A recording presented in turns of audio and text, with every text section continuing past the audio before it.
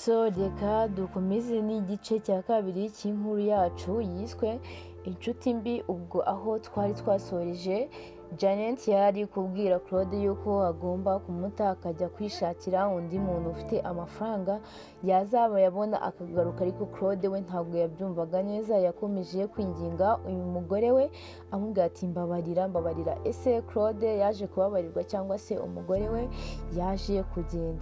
Reka rero tubane muri kino gice cya kabiri aho byose ugiye kugenda ubimenyera. Wimbera nk'abandi, naguhisemo nkwizeye ko tuzangoma iruhande, naguhisemo ko utazigera undeka mu bibi n'ibyiza kandi warabinsezeranyije. None ndakwingize basi, ndapfukamye sheri, mba ndapfukamye pe, dore ngiye ku mavi winsiga.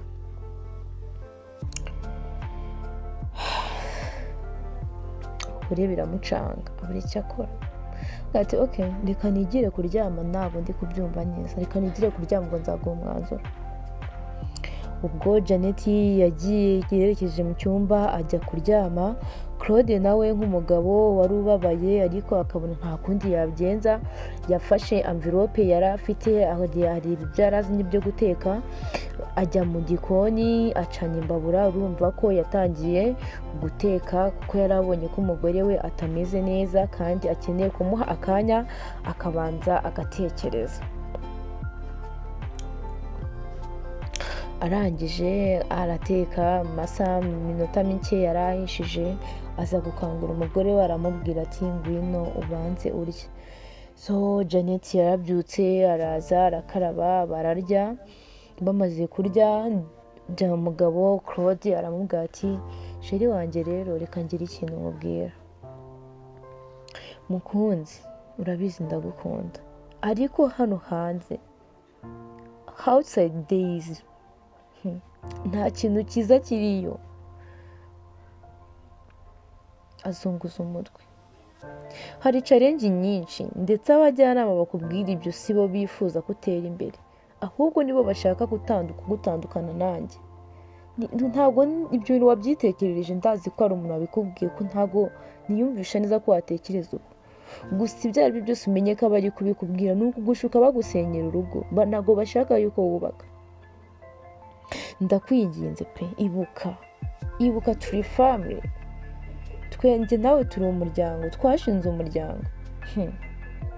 True family ni foundation yacu, work, money and friend. Twemeranyije ko tuzasangira ibyo dufite bikeya, tugakurira amafaranga turi kumwe, ariko urugo rwacu ntirusenyuke, tugahorana. Niba twarubakiye ku rukundo, kuki ushaka guta amafaranga yari yadusenya? Humura tuzabona yacu. Umugore amarira atangira kumanuka ku maso nyuma yo kumva amagambo umugabo we yari amubwiye. Aramureba aramubwira, sheri none se koko ninguma aha ngaha ndibaza tuzabaho gute?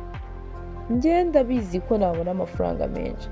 Umugabo ati suzayakure, ko ari abagabo bazakoshya bakakwangiriza ubuzima, barangiza bakakujugunya badashoboye no kugutunga. Ushaka bakwandagaze bakungarurire ntazi ukuntu umeze. Wakwihanganya, urabizi ndadepoje ahantu henshi, nzabona akazi isaha ku isaha. Kuki utizera umugabo wawe ko hari icyo nshobora gukora? Sheri tekereza neza, wiba umwana tekereza. Please, ntugateshe agaciro ibyo dufite. Tugire patience, dukorere hamwe, tuzabigeraho. Ndagukunda kandi sinshaka ko dukomeza kubana. Sinshaka ko dukomeza kubana gutya. Nanjye aricyo nshaka gukora ku buzima bwawe, nkaguhindurira ubuzima. Ndashaka ko uzabaho wishimye, nshaka ko uzabaho nk'undi mugore. Umugore nyuma yo kumva ayo magambo, Janet yarahumekeye ariruhutsa. Arangije yegera umugabo wiwe, arangije amubwira ati ndabibona pe, ndabibona nshutswe n'abantu batifuza ibyiza, batanyifuriza ko mbaho neza. Ntabwo nzaguta Claude, ntabwo nzasenya urugo rwacu. Ni ukuri ndarahiye kandi umbabarire ku magambo nari natekereje nkakubwira. Ni ukuri sinjye wabyibwiye, natekerezaga yuko nshaka kumvira inama za Bera bigakunda. kuko yari yambwiye ko ambonera umugabo dushobora kugenda tukaba turi kumwe akampereza amafaranga menshi cyane nyuma nkayazana. Ariko rwose Claude, nyuma yo kureba mu maso yawe ukuntu umeze, ntabwo nshaka kuguta, ntabwo nshaka kukubabaza. Umugabo amufata ukuboko ati, that is my love, together we are strong, tuzubaka ejo heza hamwe. Umugabo aramubwira ati, mva ubundi ni wowe mugore wanjye nzi, sinzi ukuntu byari bigenze ariko ndabizi ko utansebwa.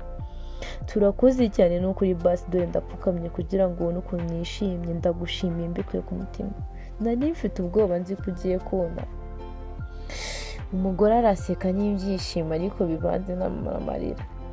Ndagusezeranyije ko nzaharanira kubaka urugo rwacu, ntazongera kwishora mu byo guta umutima hanze, ntazongera kuvuga ngo ndagusize. Nzemera mpame hano, icyo uzarya nicyo nzarya Claude. Nuburara nzaburara, nurara hanze tuzahararana. Claude, please forgive me ku magambo mabi nari nakubwiye. Ndabizi ko nari nakubabaje ariko ndakwinginze mbabarira. Claude, oya shiri wivuga uko nguko, ninjye wagasabye imbabazi ahubwo kuba ntabasha kukwitaho. Ariko humura, ndabizi ko byose bizagenda neza. Umva baraseka barishima. Bakiri muri ibyo, Bella yahise ahamagara Janet agira ngo amubaze umwanzuro yafashe. Janet yaramwitabye amushyiraho speaker aramubwira ati, umva nkubwire Bella, ibyo wambwiye yego byari byo, uri inshuti yanjye, yewe nta nubwo ushaka ko nsa nabi, ntabwo ushaka ko ncupira, ushaka ko mpora kuri hit. Ariko igisubizo naguha ni uko ntashobora guta Claude umugabo wanjye. Claude ndamukunda kandi nzemera mbaho uko abayeho, ubuzima nibuba bwiza tuzabusangira twishime, nibuba bubi kandi tuzababarana. So rero rekera aho ngaho, wakoze kandi gereza rwose, sinshaka ko wongera kungira inama. Uri umukobwa, ubu njye namaze kuba umumama, rero reka niyubakire urugo rwanjye, genda ugirirwe ihirwe. Abo bagabo bazaguha amafaranga ariko njyewe mu ayo mafaranga ntago ndumva ndi tayari kuyaryaho. So Bella yarakubye, Claude yarebye umugore we biramurenga, arishima cyane, aramuyambira aramubwira ati, Janet ni ukuri ndagukunda kandi sinzakubabaza.